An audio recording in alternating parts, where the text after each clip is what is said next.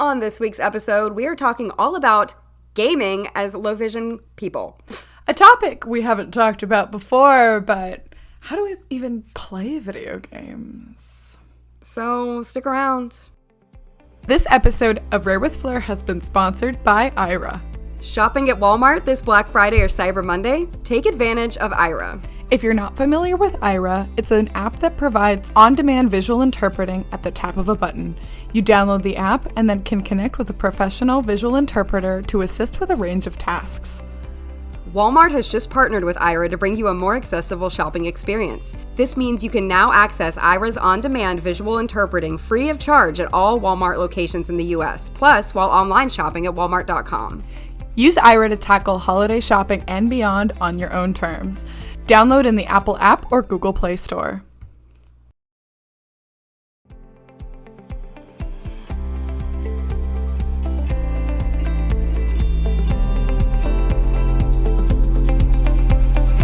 Hello and welcome to Rare with Flair, the podcast where two best friends with the same rare disease are just living our best lives. I am your host, Casey. And I'm your host, Cassandra.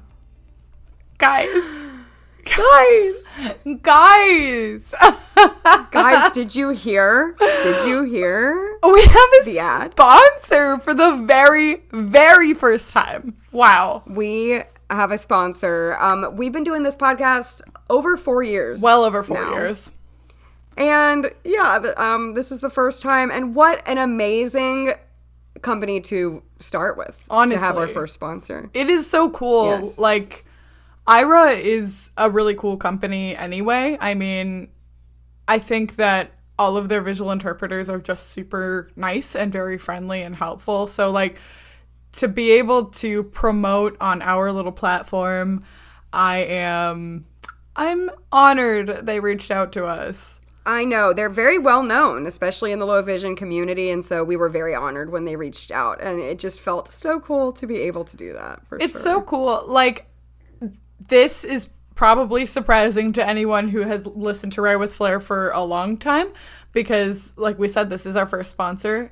So just like a little behind the scenes, we did this episode like our first podiversary. I want to say that was number like 20-ish. Yeah, something like Possibly. that. So we talked all about the behind the scenes of what it takes to have a podcast. If you haven't heard that episode, I would recommend going back and hearing it, just because it's really in the behind the scenes. It's really interesting. I mean, I feel it's so interesting saying that about our own content. Yeah, I mean, but it's interesting, if nothing else, just to learn everything that it actually takes.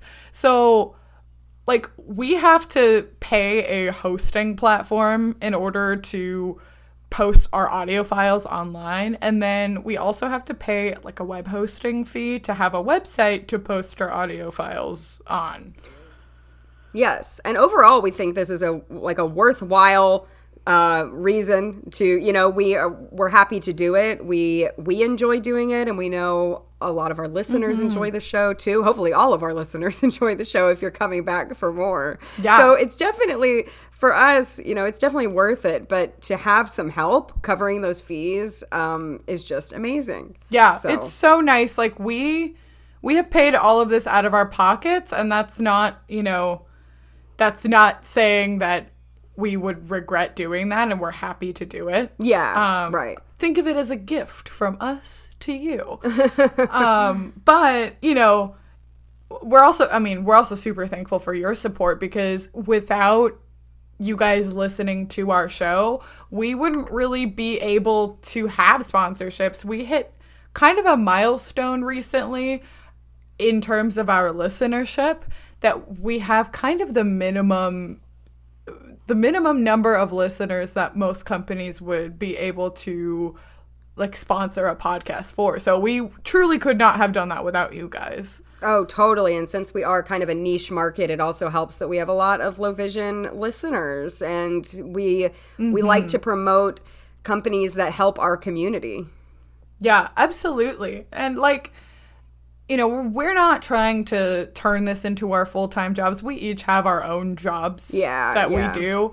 But this, like, sponsors like Ira actually really help the sustainability of our show, that it helps mostly just offset our costs of operation so that we can keep making content for you guys, especially if, our financial situations change in the future. Yeah. It's just really nice to know that we can keep making content if we have support from the community. Mm-hmm. But in the season of giving, if you are at all interested and want to support your very favorite podcast, because Ira's helping us out for a few episodes, which is super exciting and very cool. But if you're just inclined and want to give, we have a website called Buy Me a Coffee. We have a little page on there. It's not really buying us like an actual literal coffee, but like it would just go to help offset our operating costs. So I'll have the link to that in the show notes. It's also on our website. So if you feel so inclined, it's not at all a requirement. Yeah, buy me a coffee is kind of a cute way of saying, like, it doesn't have to be a large amount, you know? Like, if you want to just give enough to metaphorically buy a coffee, like we said, we're not using it for our coffee. This would be for the show. But yeah, I think that's kind of the idea, is like, you can just throw $4 at us or whatever, whatever you have. And you also obviously don't have to. But yes, if you would be interested, we also have that option to help support the show. But thank you guys. Oh my gosh, like, seriously could not do it without you. And it's, again, we wouldn't recommend a sponsor we didn't really actually care about. So yeah, that's very true. And you are supporting us just by listening, and you made the sponsorship possible, like Cassandra said. So yeah, we're very, very grateful. Wow, thank you guys so much. We're so excited. Like, we felt like we were on the radio doing that. We feel so legit. Oh my gosh. Okay. Like, and it's so legit. Fun at like Black Friday and Christmas time. I feel like especially to have a little sponsor moment, because it's the time of giving, but it's also the time of shopping.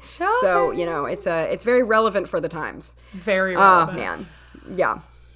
But speaking of a special time of year, I needed the listeners to know that it was our very own Casey Greer's birthday a couple days ago. It will be a week after, by the time this episode gets posted. But wow, happy birthday, Casey!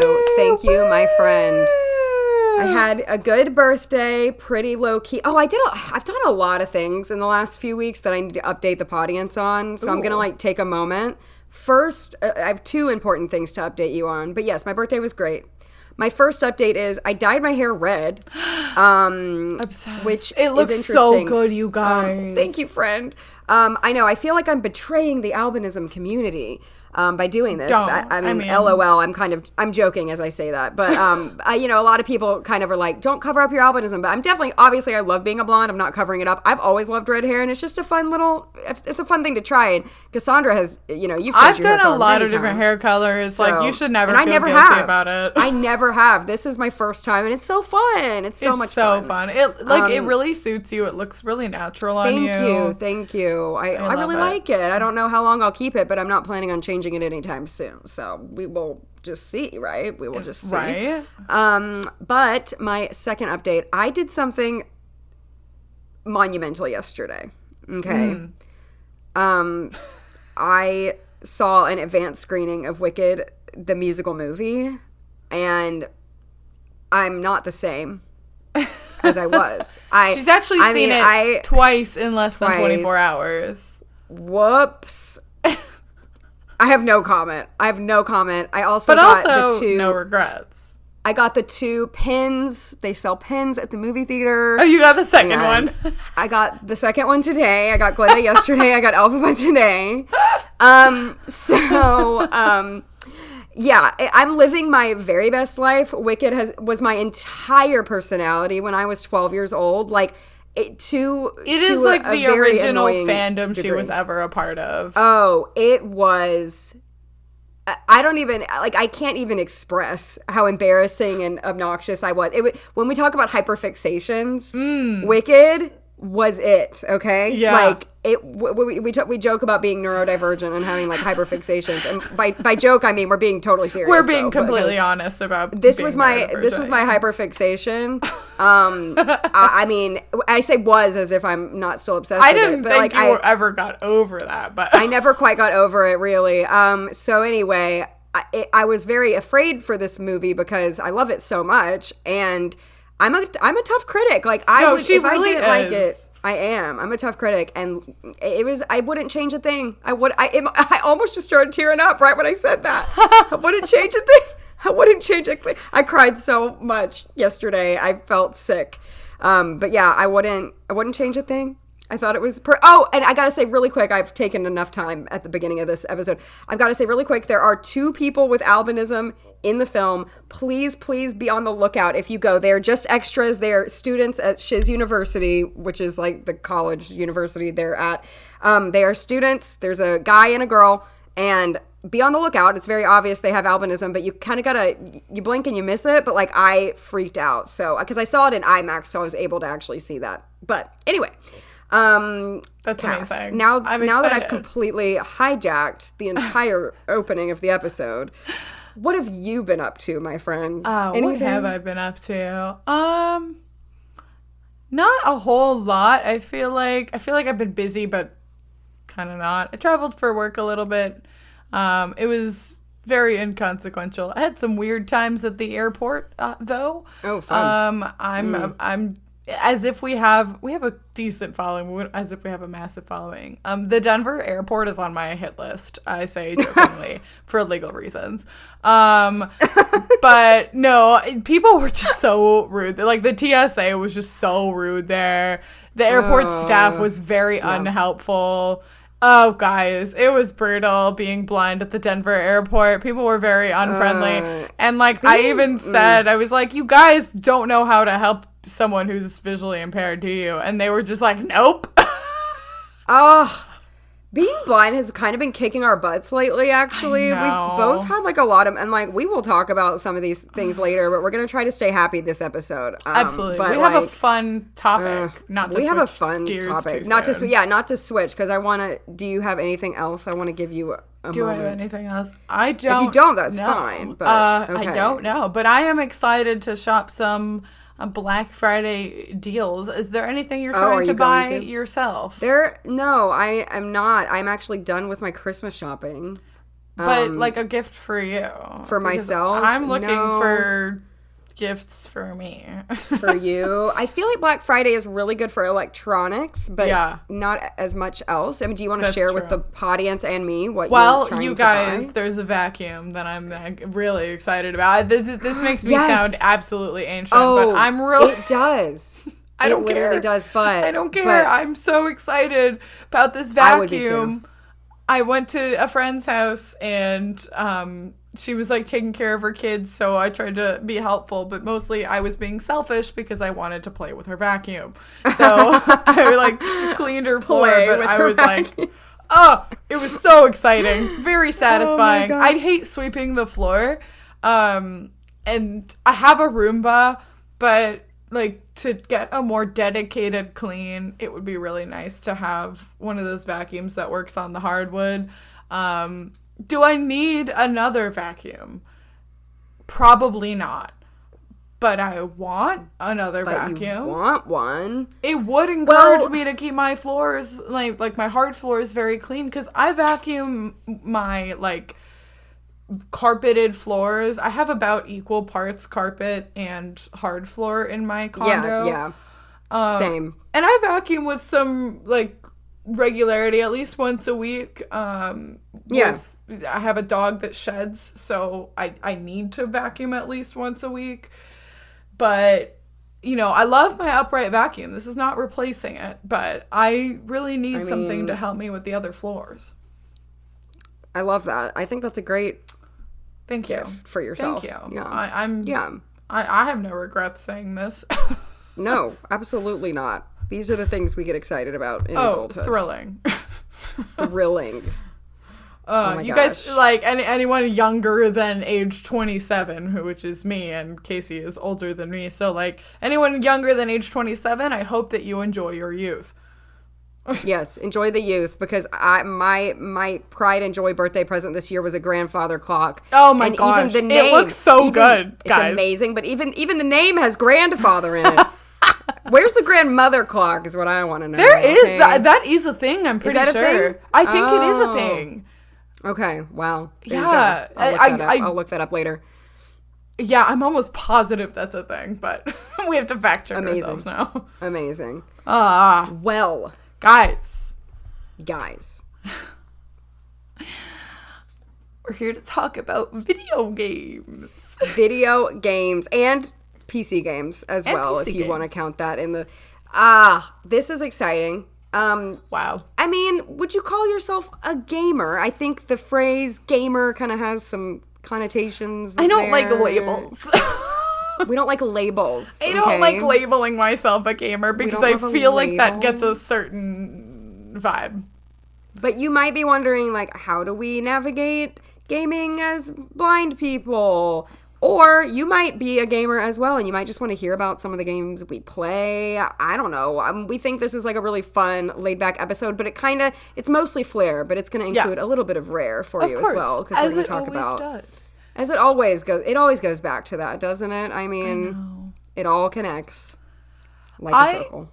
I'm so excited. Me too. I'm actually very excited. I'm a very unserious gamer. So I feel like the games that I play are not massively intense or anything. I don't know. I like things that are cozy. They don't always have to be super easy. But I just, it's fun. I enjoy it. It's been something I've on and off been into in adulthood, but definitely as a kid, I've been more regularly gaming this year, like consistently, and also last year, I would say. But probably since, like, when did you say recently? Was it July? July. It was like right after NoahCon. Yes, like right after NoahCon.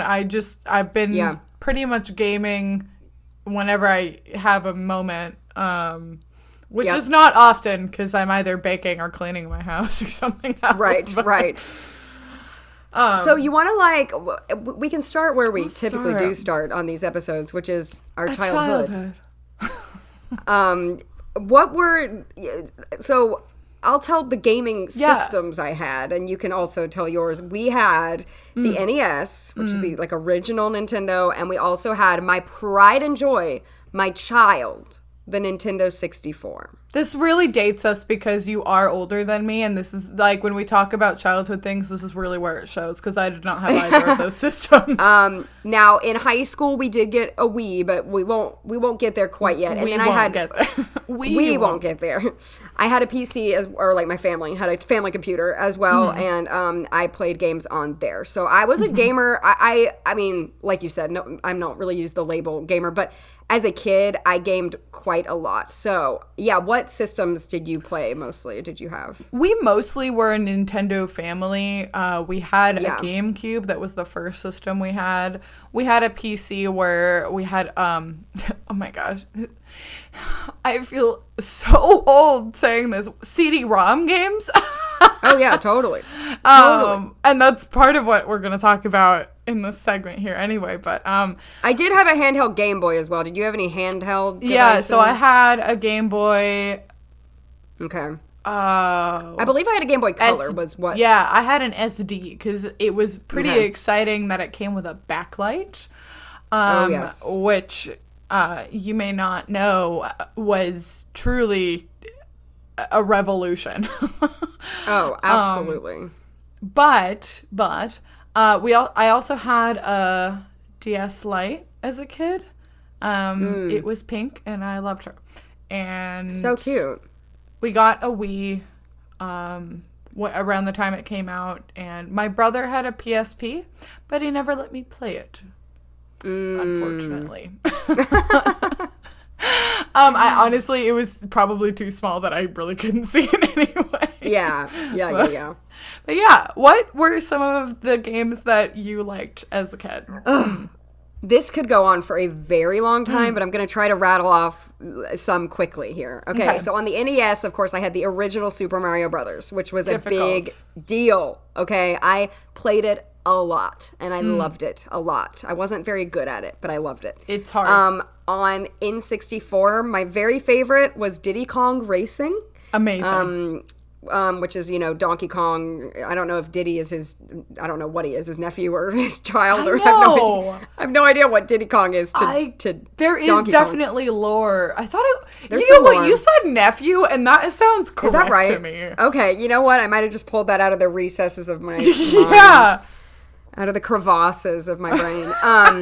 Sorry, It's like a dumb in joke we have. I'm sorry. we have a stupid inside joke with that. Okay, anyway. Diddy Kong Racing, which was incredible. I loved Mario Kart. I loved Mario Party. Mario Party might be my very favorite game of all time. The original Mario Party? The original, but all of the iterations after as well. I just love Mario Party, the whole franchise. Let's see. I had Snowboard Kids and Snowboard Kids 2, which was also a racing. I liked racing games, clearly, because these were racing games. Oh, fun. And then, wow. I didn't realize you were such a racing game girl. Yeah, a lot of it was racing. And they have the battle mode, too, which was fun. I had 007, which my parents decided was too violent, and they took it away from me after I'd already, liked it. After I'd already played it and loved it. And they took it away from me, and they gave it back to me when I was 13, because it said, 13 and up on the thing. Yeah, and I was 6, crying. And I feel like there was I feel like there was one more on there that I really loved, but I'm gonna Super Smash Brothers. So a lot of these are Mario. Yeah, the Super Smash Brothers Melee, the one from the for the GameCube. Quickly I'll run through some PC games. My very, very, very favorite PC game was Freddy Fish. There are many different ones. Iconic. Freddy Fish 2 was the one I played often, but I had a few. I think we had Freddy Fish 3, if I'm not mistaken. Oh, love that. I loved all the Jumpstart. Jumpstart first grade, Jumpstart second grade, Jumpstart third grade, fourth grade. Third grade. Jumpstart fourth grade was a horror movie. It was scary. It was scary. And I remember my sister having it when I was in kindergarten and thinking, wow, fourth graders can really handle some scary stuff. This is freaky. So anyway, and there are many, many, many more. There was a dinosaur game. I don't know. There were so many. I can't even I truly can't get into all of it. But those are the main standouts. And I definitely want to talk about how we played and but we'll get into that after we talk about our favorite. This is so fun. I feel like I know it is so fun. I could keep talking. Right? The words that are going to come out of my mouth in a second are words that I don't think I've said out loud in many years. Just because, it's such a specific period of time. It is. That, who remembers this? Oh, wait, one more. Sorry. I had one called Learning in Toyland that I thought was everything. And you would have loved it, Cassandra, because there was a whole baking thing. You, baked cookies, and you put in the butter, and you put in the sugar. Anyway. I love, cooking Sims. Yes. They're so fun. Oh, and The Sims. Oh, my gosh. I was a big fan of The Sims on PC. But that was a little when I was a little older. So, and Just Dance. Okay, I have so many, but you could play Just Dance. I never could. I couldn't ever see them doing the movements on the TV. Yeah, that was hard. How did you do it? Anyway, my parents had a big screen. You could still see and I got really close. I don't know. I tried. Oh, okay. You had it with a control. See, okay. When I really knew about Just Dance, it was on a Wii, and you had to use the motion sensor, so that's why my brain is not processing the. No, that's what I'm talking about. Oh, I simply don't know how that's possible. I don't either. I tried playing it with a friend once when I was in high school, and I think I was terrible at it. I couldn't see it. So I am done now. I must stop myself, or I will keep going. Oh my god! What were some of you? Because you can talk about current games in a minute. But what were some of your favorite childhood games? Wow. Games. Wow. Okay, so the very first game, and probably still the love of my life video game, I've replayed it multiple times, is Super Mario Sunshine for the GameCube. It is it's a really good game. It's a 3D platformer. Basically, you jump on things and collect stuff and solve some puzzles a little bit, but mostly jump on things and collect some stuff. It's still a really great game, and it's a pretty challenging game, honestly. Like, as a kid, it was incredibly hard. I loved Mario Party. The one we had and that I played a lot of was Mario Party 4. I will go back to that in a minute. I was about to get on a tangent, but no, I'm staying focused. The one I played the very most was just Mario Party. I played a lot of Mario Party. Love it. I feel like I could have made money as a streamer as a kid because I talked a lot while I played Mario Party specifically, and my mom would be like, "Why do you keep talking? No one is here." Oh, that's who are so you talking cute. to? I'm like, I could have been a streamer, you guys. You could have. I really could have. Oh my gosh. I played obviously Mario Kart Double Dash for the GameCube. Super Mario Smash Brothers. So basically what I'm seeing here is like you were playing a lot of the games. I was playing just the sequels because it was later. Okay. Absolutely. Perfect. Absolutely. Perfect. Oh, what else did we have? I had some like fun cutesy games. So we had some games that were like just really difficult, kind of mostly platforming games. So we had Pac-Man World 2, the sequel to the 3D platformer Pac-Man World. That is a hard game. I think my brother tried to play it a few years back because he took the GameCube, and he said it was very difficult. We had Crash Bandicoot: The Wrath of Cortex, which was I've played that. Incredibly hard on the GameCube. Crash Bandicoot is real fun. I'm not good at it though. It's really hard. Yeah. It is. What else did we have? I had some cutesy girl games. I had a Hello Kitty roller rescue game that was really cute. I love that. I know a lot of Hello Kitty lore based on that game specifically. Good to know. We had Lego Star Wars. We had so many games. It was really fun. Later on, we had Super Mario Smash Brothers Brawl. So for the one for the Wii. Had a really good story mode, but it's like universally agreed upon that it's the worst one. Like for co-op play at least, but the story mode was solid, like really solid. Okay.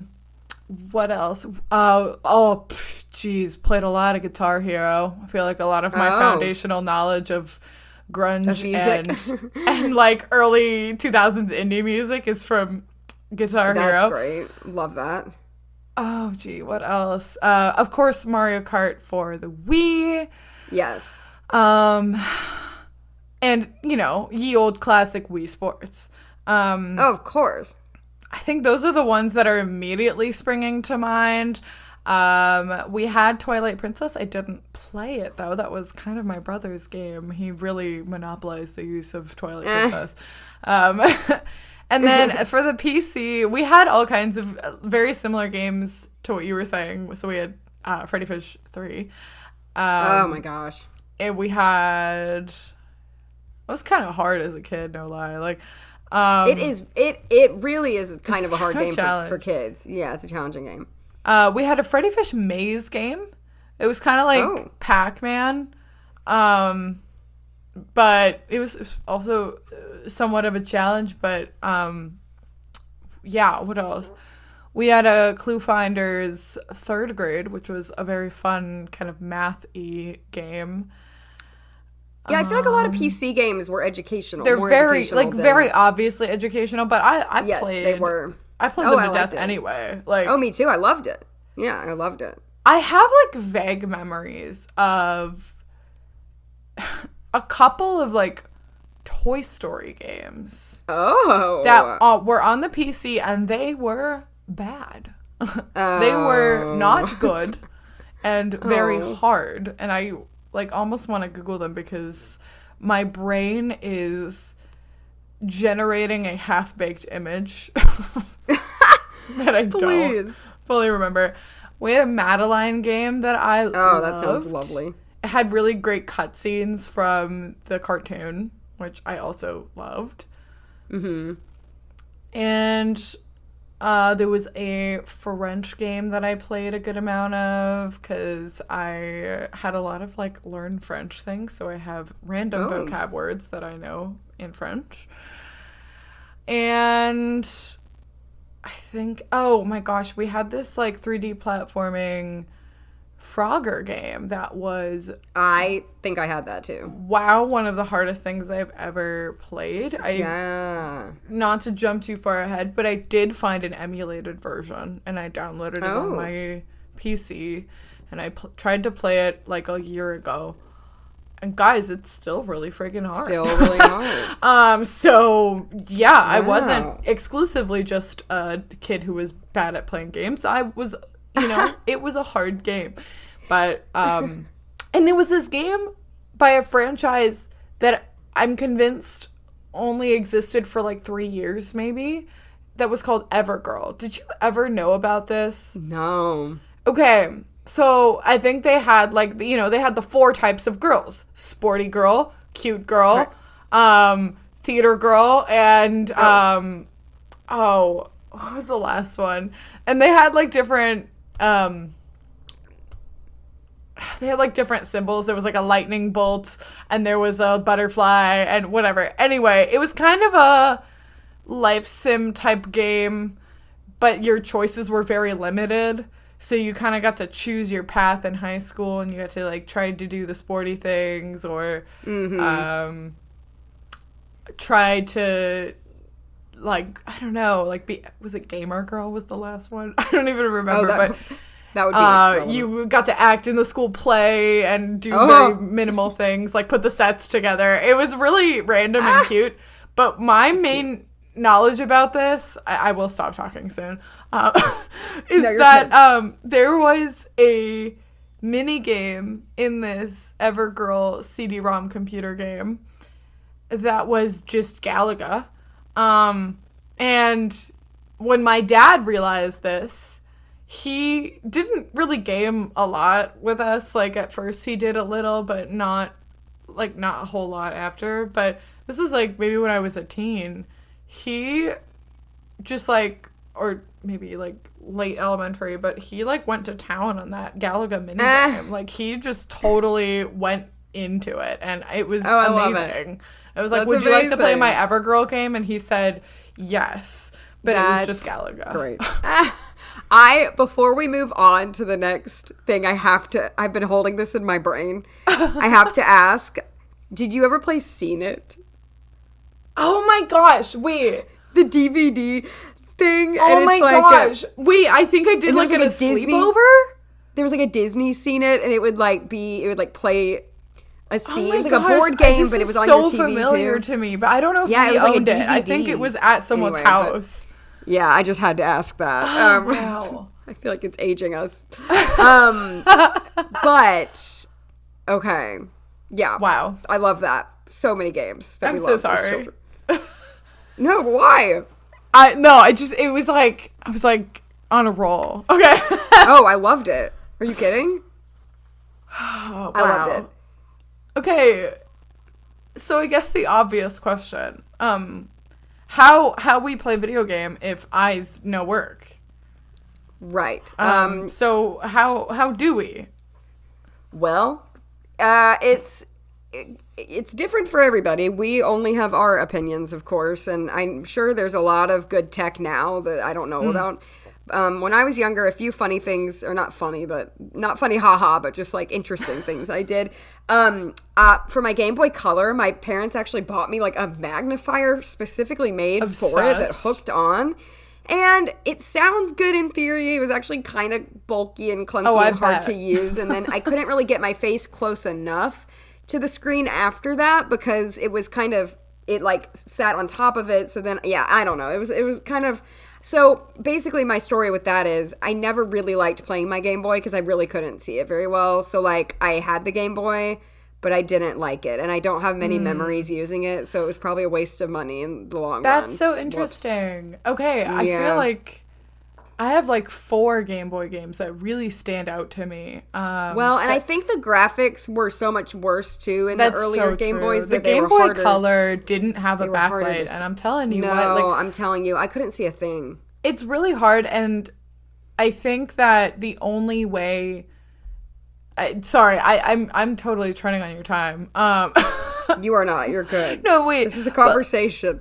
But like, okay, so I had the Game Boy Advance, and okay, if you handed me a Game Boy Advance today and asked me to play one of the probably 4 games that I played on loop, I don't think I would be able to, because I think, like we've said before, as kids, there weren't as many adaptive options, so we just basically forced our eyes to work in ways that I don't think my eyes work in now. Yeah, that's so true. That's a good way of putting it.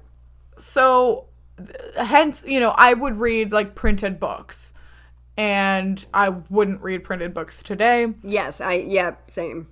I definitely played a lot of my Game Boy Advance, and I could never, ever play it today.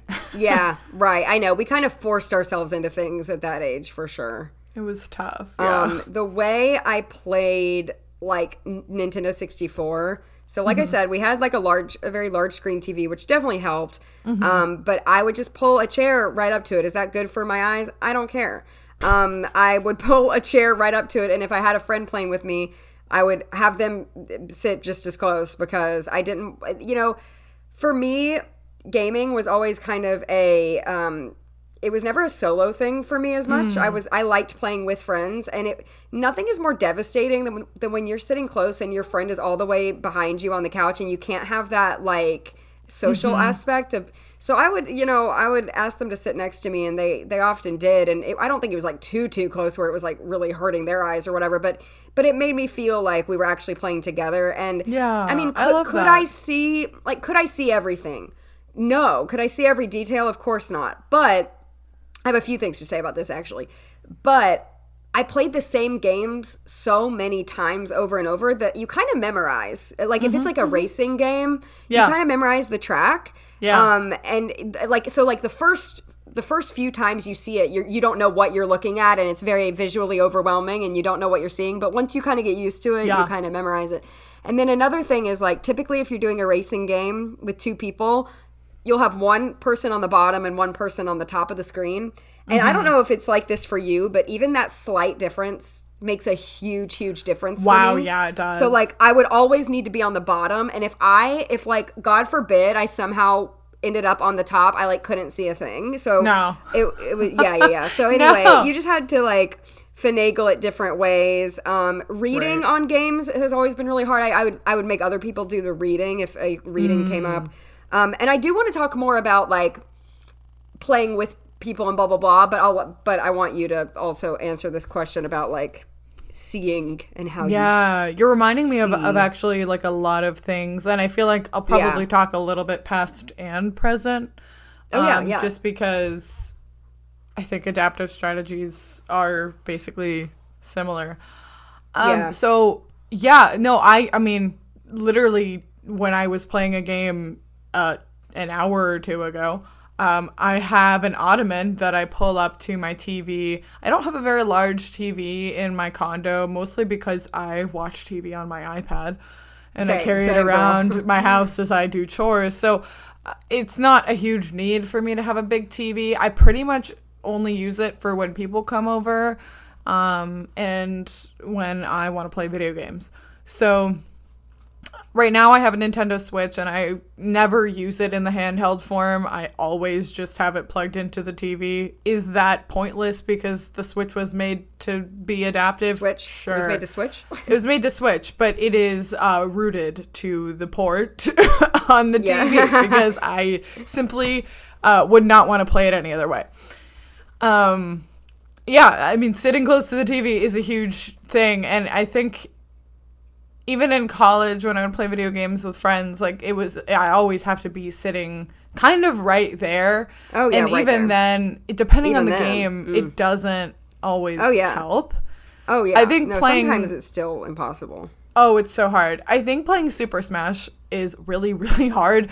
Especially, so, like, when I would, if I play it with friends, I request that we play on what they call the final destination stages, which basically just means that the stage that you're all fighting each other is smaller.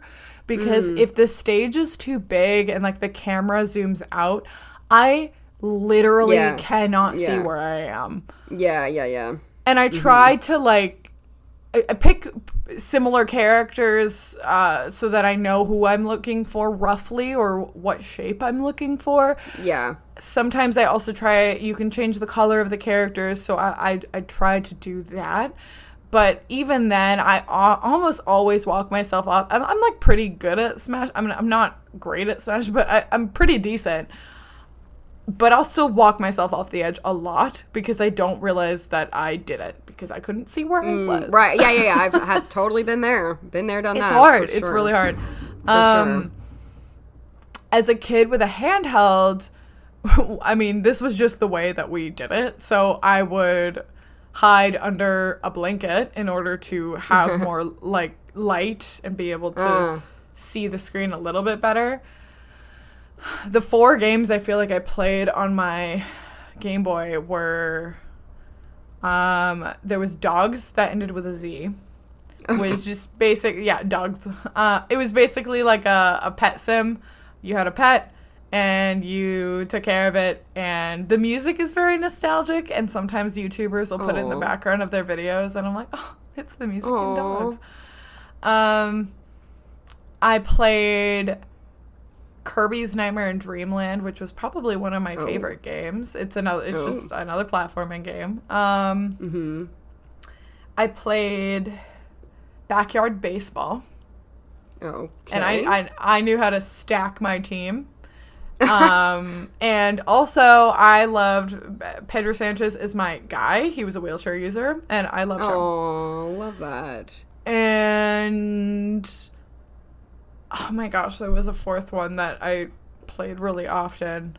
But especially those 3, they were rather predictable. So it was a little bit easier to be able to tell. We did have a Donkey Kong Country, which is another platforming game, and that is a hard one. So that was much harder to play. Yeah, and there are some games that are just more visual that we would just say no to, you know? Yeah, honestly. Like we kind of know what we can handle, I guess. And of course, we are only speaking for ourselves. There are people who have a lot less vision than us. Sure. You know, but this is just how we do it as people with some functional vision enough to do some of this. Yeah. Even on the DS with a slightly larger screen, since the bottom part had a touch screen, very novel. It was a bit bigger than the Game Boy. I mean, the backlight was significantly improved, so it was easier to see. Played Cooking Mama a lot. I played Love that. Mario Party on the DS. Love. And it was better, but I couldn't really read the text in like Cooking Mama. So sometimes I like for sure would take a magnifier if I really wanted to read it and it wasn't time sensitive, just so that I could tell what it said. Love that. Yeah. I've also done that. Also been there. Yeah. Yes. Yeah. Yes. In the present, if I don't play a lot of first-person shooters, mostly because if they're pretty well animated and 3-dimensional, sometimes it's really hard to see with all the shadows and cool shading effects and stuff. If it's too dark, kind Good of like point. When a movie is too dark, I just don't know what's happening. Yes. Yes. I try to stick to big gun, big machine gun, big rocket launcher, big The only grenade. one I ever played was the 007 one that my parents took away from me. That was my only first-person shooter I ever played, but I loved that game. It's fun. A lot. It's I liked fun. it a lot. It stressed me out. It's a little It's stressful. hard. It really makes my heart rate go up. I've It played does. It does. Half-Life and Half-Life 2. They're really, really good stories, and they're like first-person shooter games. And I played Borderlands on the PC. If people actually like know anything about video games, they're probably like, "Oh wow, like actual video game, whatever." It's fun. I like it. I like it when the crosshairs change colors. So when you're like aiming, if they turn red when you're on an enemy, that to me is incredibly helpful. I don't necessarily need it to like. There are like modes where you can set it to autofocus. Mm-hmm. But I try to do my best with it. And but the color changing is honestly really huge and helps me a lot. I can't honestly work with anything that is like a snipery type of weapon because I'm like zoomed in looking through the scope of the gun. And by the time I'm like, oh, wow, I see someone, they're actually, like, right in front of me. So it's not actually that helpful. Right.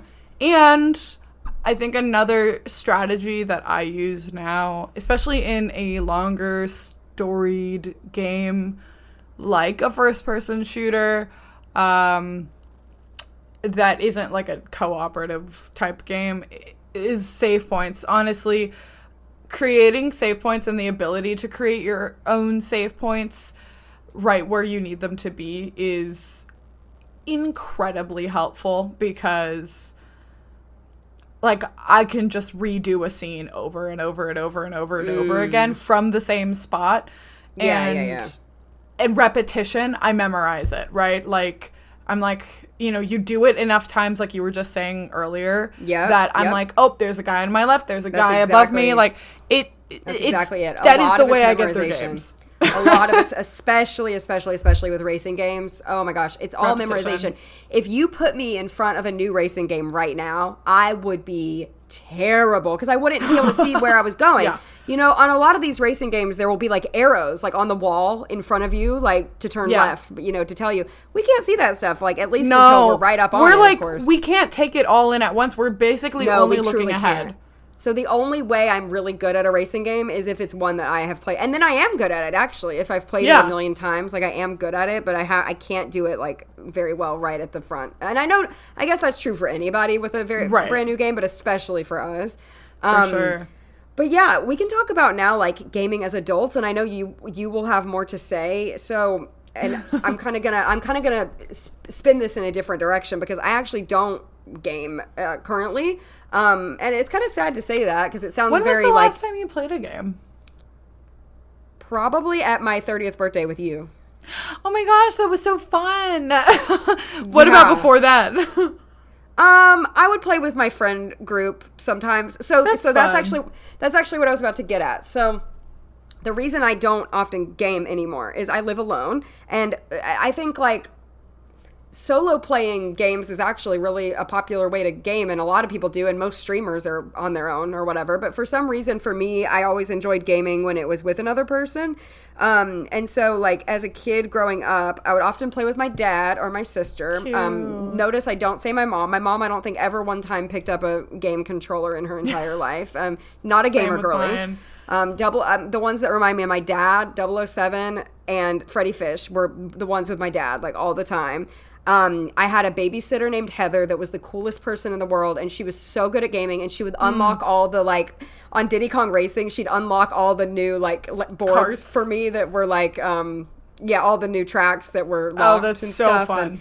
And then my friend Michelle, we would play games for hours and hours also, and we would, like, we would do Mario Party, and we would put it on as many turns as you possibly could go, you know, because it'll ask you. And we would just, like, play all night. And so I loved playing with people. Like, that was always so fun for me. And when I have played games as an adult, which I have, like, as an adult, I have played, like, Mario Party and Mario Kart and stuff, but it's always been with friends. I haven't played a game solo in a long time. Even when I played The Sims, I would play The Sims with my friend Amelia, and we would, like, spend hours and hours, like, making our perfect life, and we would be, like, roommates, like, in a mansion together, and we would, like, have all this stuff. But yeah, like, I don't know. I didn't. I played PC games alone more often, actually, like the educational ones. I would play those alone. It's hard to play those with somebody else. And obviously Super Mario Brothers is like kind of a solo game unless one of you is Luigi and one of you is Mario, and you're switching back and forth. Later on, you could tag team on that game, but when it first came out, you couldn't play at the same time. You know, it was a solo game. So yeah, that's kind of the reason I have been holding off on getting any kind of new console, because I mostly do enjoy playing with other people. And it, like I said earlier, Mario Party is like my very, very, very favorite game. I think the mini games are so fun. I think the fact that it's like a full story and like anything can happen at any time. Like you can be ahead forever and then like lose at the end, and the stars and Bowser, and the stakes are high, and it's like my favorite. I love it so much. But I don't want to play it with like the computer. Like I want to be with a friend. And it usually would be like me, a friend, and then 2 computers, because it's like 4 players typically. But anyway, so that's my whole spiel of why I don't game as much anymore. But I do still love it. That's so fun. And hey, I'm telling you what, if you ever decide that you do want to play video games, there is something now that is called the internet, and we could play games together. That is true. That's the internet, really? What's that? Yeah, who knew? No, I know, but like it was so foreign back when we had consoles. I'm making a joke, not at your expense, because no, I know. I'm playing. Being able to play remotely with other people was like absolutely a foreign concept. No, yeah, absolutely. You used to have to buy cables if you wanted to play on separate devices, cables to connect each other's devices. Yes, I remember that. Do you remember this? I never actually used it, but I remember that being a thing. Yeah, I do. It's crazy. You're right. I can. Yeah, like I'm living in the 90s. I don't even remember that you can like play No, with people, it's funny. No, it's totally fine. But like again, I'm not trying to shame you, but I forget I can do it too, because I used to pay for Nintendo Switch Online. It's like $20 for the whole year. It's not that expensive, but when I had more people to like co-op play with, but I don't pay for it anymore because I don't really have anyone that if I ever get one, Mario Party would be what I would want. That would be what I would want to play. Okay, right? I mean, there is a pretty solid Mario Party for the Switch. So is it like Mario Party 15? There also I know, right? But there is a there's a Mario Kart too. I know, I do love Mario Kart. We could race and end our friendship because Mario Kart ends friendships. It does, truly. Okay. Wait, could I say a stupid story? No, I feel like I've been talking forever. Please. So this is so stupid. You know, on Mario Kart, you can play like a whole like, what is it called? Like a Grand Prix or whatever. Or a cup. Yeah, where you have like 4. So if you don't know listening, you have like 4 different racing tracks you have to do. And then at the end, there's like an award ceremony where it shows like, so my friend Michelle and I, we would play the cup, but we like wouldn't look at any of the scores. And so when the we would close our eyes. And so when the award ceremony came on at the end, it would be like a surprise of who was there. It was like my favorite thing. That's so cute. A couple of adaptive strategies I didn't mention that I was just remembering was one, we did have an adapter that you could play a Game Boy game on. You could put in a Game Boy game into this adapter that was connected to your GameCube. This is like, guys, this is insane. And then you could play your Game Boy game on the big TV screen. Oh, that is pretty cool. It was pretty awesome. I'm not going to lie. Like the first time I saw Donkey Kong Country projected on a screen that wasn't like 2 inches by 2 inches. Yeah. It did revolutionize my life, but I didn't really play that as often, mostly because it was hard to get like TV time. Not that we weren't allowed to or anything, but it's just like it was almost easier to stay playing on that's true. Terribly small screen. And another adaptive strategy that I employed as a really fun, annoying younger sibling is the adaptive strategy of forcing my brother to play a level that I was stuck on and then saying that I won at the end. That's my babysitter, Heather, man. She did it all, okay? Yeah. She unlocked every single thing for me, like... Yeah. I was like, I unlocked all these things. And I'm so good at video games, but it was really so good at this. Not me, so... I was never very good. Yeah. There were like Mario Party mini games I just like could not figure out. I feel like it's so funny. I learned so many words playing video games. Oh, like the word simultaneously, I learned the word soiree, which I pronounced this is so as random. soiree. Did they say? Okay, so it was clearly like something you had to read. Then It was written. It was like directions for mini games or like places or things. I remember my sister like reading me the directions for the mini games on Mario Party. That's so funny. Yeah. Like, She would read it there's to me. another word that I'm thinking of. Oh, I learned the word hoax. These are all words I learned playing video games. See, games are not rotting your children's brains. Games are educational. Brains. Yep. We're so educated. We're very educated. So it's funny. I like playing by myself because I didn't often, I mean, I had an older brother, but he liked to play by himself more often than not. We would play together games like Smash and Mario Kart. But otherwise, I mean, Super Mario Sunshine is a solo game, and there is no multiplayer mode for it, so we didn't play that one together. And there were just a lot of games that we just didn't play together. Yeah. So I either watched him, the OG Let's Play, watch your brother play video games. Totally, yeah, absolutely. Loved watching him play video games and being commentary. Yes. Or I would play by myself. So I still like playing by myself. I think as an adult and through college, I did play more with other people. When I was in college, my college boyfriend was kind of a big gamer.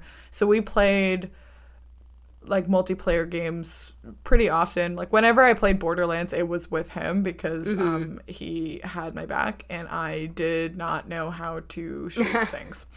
So I tried playing it by myself and I'm like, wow, this is really hard because I die a lot.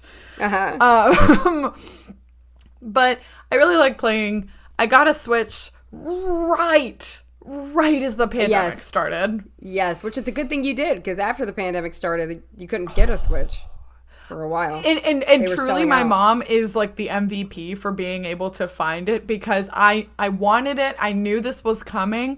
I wanted to play Animal Crossing New Horizons, and which I loved playing Animal Crossing on the GameCube too. But it was almost impossible to find. And my mom she has a really good knack for finding things that are hard to shop for. She like went to Target all masked up. It was like mid to late March 2020. And she was trying to get, of course, toilet paper. I kid you not. This sounds made up, like a COVID fever dream. I mean... But she found like the last Switch sitting on the store shelf. That's which wild. Was absolutely thrilling. So I've had one since then. Before that, I played on my PC or my Mac, any kinds of games that you can get on Steam, of course. Portal and Portal 2. Portal 2 being one of the potentially greatest games ever made. It's a platforming puzzle. I think it's brilliant. It has a really brilliant story. What if AI took over the world? It was great. Oh, fun. It's relevant now, but it is really good. I replayed it pretty quickly a year or two ago, and it was still a great game. It's still so nice. Good. Now on my Switch, I've played a handful of games. Most recently, I replayed. They did a remastered release of the 3 original Mario platforming 3D games. So they had Mario 64, Super Mario Sunshine, and Super Mario Galaxy, all released in one game. And it was for a limited time, but I was so excited, and I'm still like so happy to have it. Aww. Because every couple years or so I'll go through and replay Mario Sunshine and also Mario Galaxy. That was a game we had on the Wii, and it was really, really, really hard to play as a kid because of you had to with the Wii, you had to have the depth perception of sitting far back and using the motion sensor. Oh, no, I couldn't do it. And so I thought that game was impossibly hard until they remastered it to work on the Switch. And then I was finally actually able to play it. Yeah, that would have been I agree. That would have been It truly felt like that game was inaccessible to me. No, I mean, it probably was. I don't think it even felt like it. I think it was. I think it was. Yeah. So it was really cool to have that redemptive moment of being able to play through that it. Is great. As an adult. That's great. Mm-hmm. But let's see. I just also played a couple new games to me. There was a remaster of Paper Mario and the Thousand Year Door that was originally for the GameCube. I never played it as a kid. I think we owned it, but I didn't know how to do. So I played it fairly recently, like a month or two ago, and it is really good. The story is really great. That's what everyone says about it, but it super holds up. It was very detailed, and I liked it a lot. You can't go wrong with Mario, really. I mean, honestly. There might be a few duds out there, but very rarely is a Mario game. They're not great. It's so good. In my opinion. Also, the very first Princess Peach-focused game came out between last year and this year. Princess Peach Showtime, and I was just playing that earlier. It's really, really cute. The outfits are really adorable. You get to kind of be a lot of different versions of Peach with special powers, which is super fun. That's so fun. Probably the game I've spent the longest on in total sum of hours. I will not announce how many hours I've put into this game because I find it maybe embarrassing. But it's a game called Hollow Knight. It's like an indie developer, so it's not like one of the major companies. And it's really good. If you like platformers, there's a style of game that's like a platformer puzzle. It's called Metroidvania after two famous games in this type of genre. It's like very puzzly. You have to go find things in order to unlock other parts of the map, whatever. Hollow Knight is just like that. The art style is so beautiful. The music is very calming. It's really difficult. It's a really hard game. I played it in 2022 through, I want to say, like half of 2023. There's a lot to do. There's so much. The map is massive. There's just a bunch of little hidden things to explore, interesting dialogues with some of the characters. It's a fascinating game. I wish there were more games of that level of detail.